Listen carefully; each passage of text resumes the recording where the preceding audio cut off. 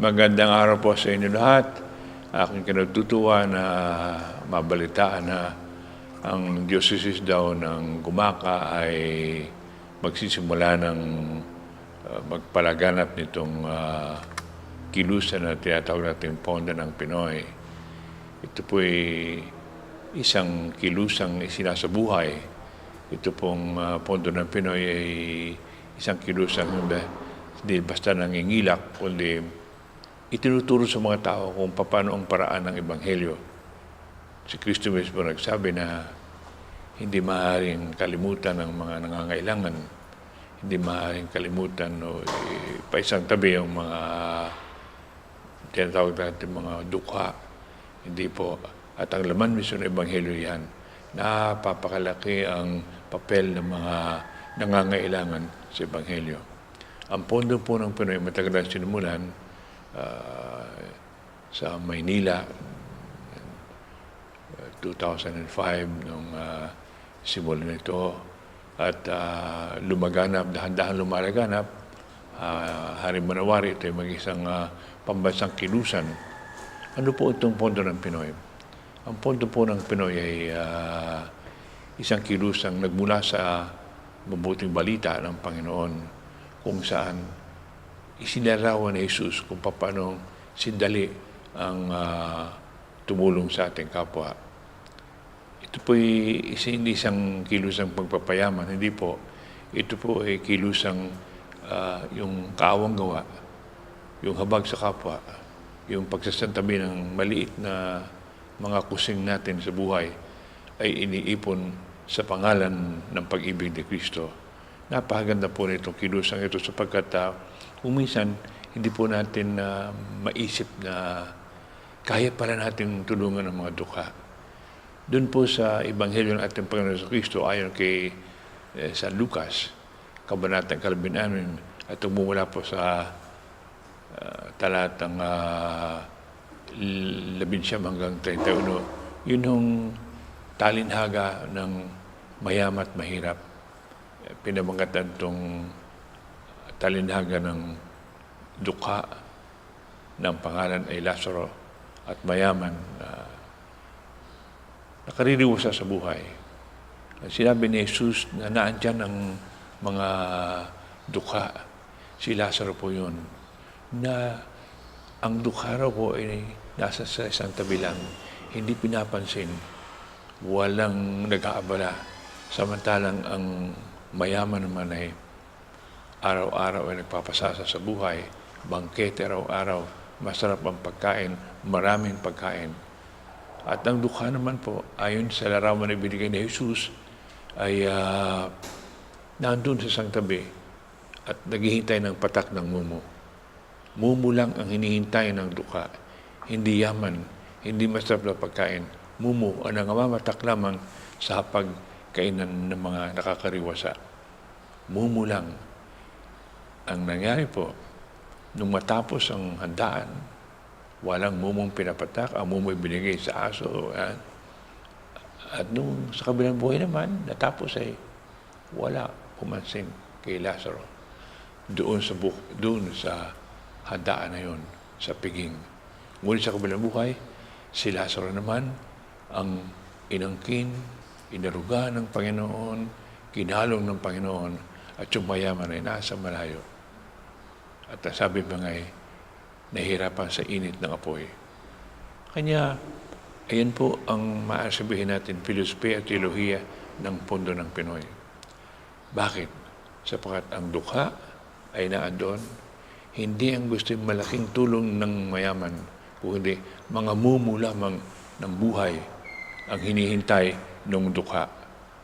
Kanya, ating tinimbang na po, since 2005, tinimbang natin ang mumu ng buhay. At kung nagkasundo-sundo, yung nagtatag ng Pondo ng Pinoy at sabi, ang mumu ng buhay ay walang halaga. 25 sentimos lamang ang timbang ng mumu sa buhay. Kanya ngayon, ang Pondo ng Pinoy, sabi, tipunin ang lahat ng 25 sentimos. Ibigay sa Pondo ng Pinoy at ang Pondo ng Pinoy ang magbibigay nito sa mga dukha. Kahit sino nangangailangan, bibigyan. At sa awa ng Diyos, napakalaki na po at napapakarami na po ng natutulungan ang mga tao na nangangailangan na bibigyan ng pondo ng Pinoy. Sa pangalan ng pag-ibig ni Kristo, yun lamang po, maliit at kayang-kayang ibigay. Inyong isip-isipin na lamang na kung lahat ng tao sa gumaka, lahat ng Sierra Cotoneco, magbibigay ng 25 centavos lamang araw-araw na halos walang halaga, mumunga ng buhay, ay inyo lang isip-isipin kung gaanong kalaki ang matitipon nito. Mga kapatid, mga tagumaka, diocese, ibabalita ko sa inyo, ang natutulungan ng Pondo ng Pinoy na nanggagaling sa 25 centimos. Kayo kung gusto mo ibigay ng 50 centimos, nasa inyo, piso, wala yan. Basta binibigay nyo sa pangalan ng pag-ibig ni Kristo. Hindi maaaring ibigay ito sa pangalan lamang ninyo.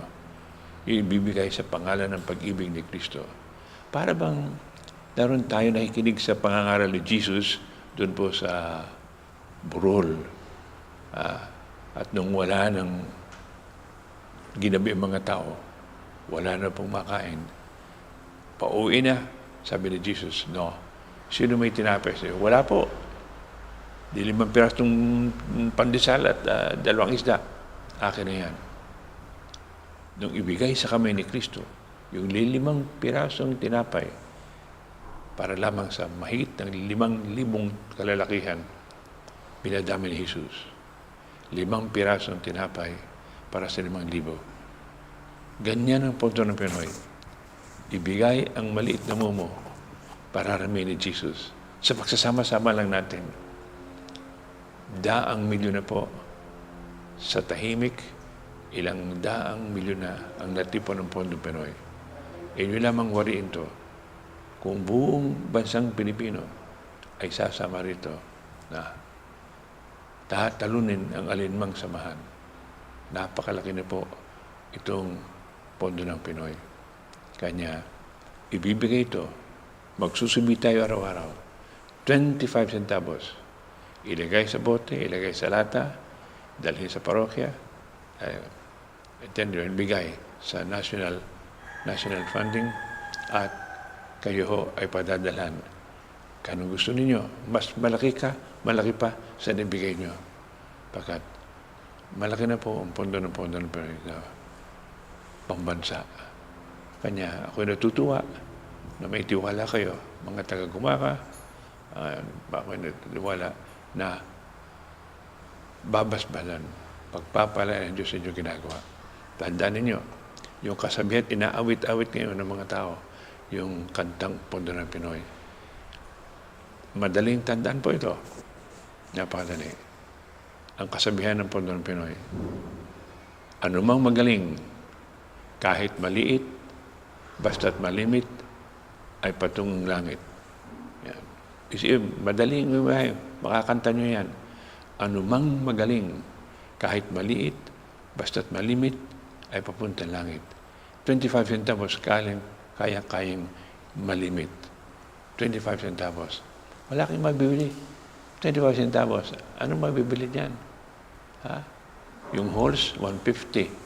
Yung white rabbit, 170.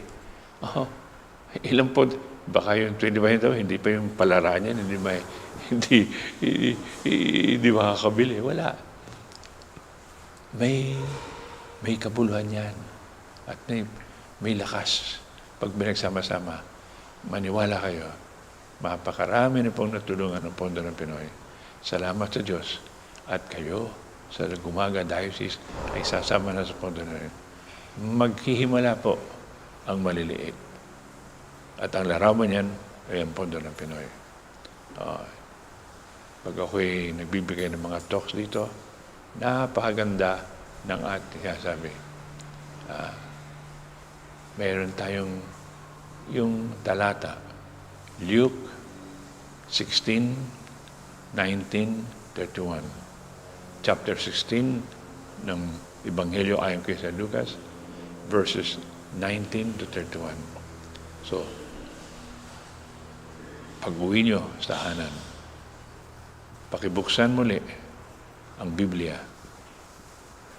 Tandaan ang numero 16, chapter 16, ang verses mula sa 19 hanggang 31. At makikita nyo, istorya ni Lazaro. Sa lahat ng talinhaga, sa buong Biblia, masasabi ko na sa inyo, sa daming binigkas ni Jesus na talinhaga, isang talinhaga lamang ang binigyan ni Jesus ng pangalan ng mga karakter na gumaganap. Isang hamon ko na sa inyo, kung makikita kayong pangalan ng gumaganap sa mga talinhaga, ibang pangalan, pepemeho kayo, sapagkat wala, na pag-aralan namin yan, wala kayo makikita. Ito lamang sa Luke 16:19-31, ang binigyan ng Diyos ni Jesus ng pangalan ang gumaganap. Ang pangalan ay Lazaro. Napapakarami pong Lazaro sa buong daigdig. Hindi ko lang sabi, siguro dito sa Kumaka. At yan ang gagamit ni Jesus, larawan ng pagtulong. Ang sabi nga nila, affordable ang charity ng Pondo ng Pinoy. It's very affordable. 25 centavos. Sinong hindi makakapagbigay ng 25 tumulong araw-araw? Affordable po ang Pondo ng Pinoy. 25 centavos. In a sense, pati yung binibigyan, pati yung dukha, pwedeng magbigay sa Pondo ng Pinoy. Pati yung tatanggap, makapagbigay.